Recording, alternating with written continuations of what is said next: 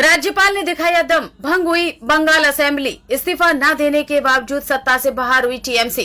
पश्चिम बंगाल की राजनीति में आज वो संवैधानिक सर्जिकल स्ट्राइक हुई है जिसकी उम्मीद शायद तृणमूल कांग्रेस को नहीं थी। पिछले कई घंटों से चल रहे सस्पेंस को खत्म करते हुए पश्चिम बंगाल के राज्यपाल RN रवि ने राज्य विधानसभा को तत्काल प्रभाव से भंग करने का आदेश दे दिया है। कोलकाता गजट में प्रकाशित आधिकारिक अधिसूचना के अनुसार भारतीय संविधान के अनुच्छेद 174 के खंड 2 के उपखंड B के तहत राज्यपाल ने यह बड़ा कदम उठाया है।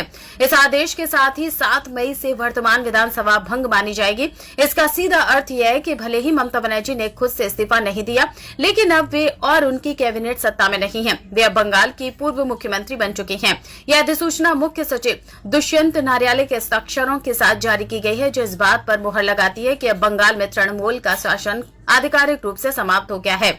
टीएमसी समर्थकों के लिए यह खबर किसी वज्रपात से कम नहीं है। जो कार्यकर्ता इस उम्मीद में थे कि दीदी हार के बावजूद लड़ेंगी और शायद इस्तीफा नहीं देंगी, उनके लिए राज्यपाल का यह आदेश एक कड़वी हकीकत लेकर आया है। विधानसभा भंग होने का मतलब यह है कि अब राज्य में नई सरकार के गठन का रास्ता साफ हो गया है या फिर शपथ ग्रहण तक की कमान राज्यपाल के हाथ में होगी।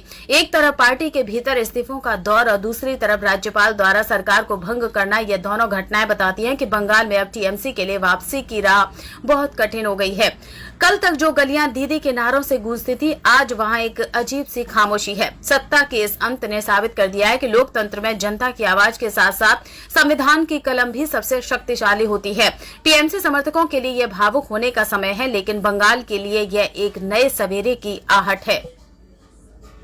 Host your dream wedding, birthday or corporate event at the heart of Kolkata, Sufi Banquet. Call for booking now.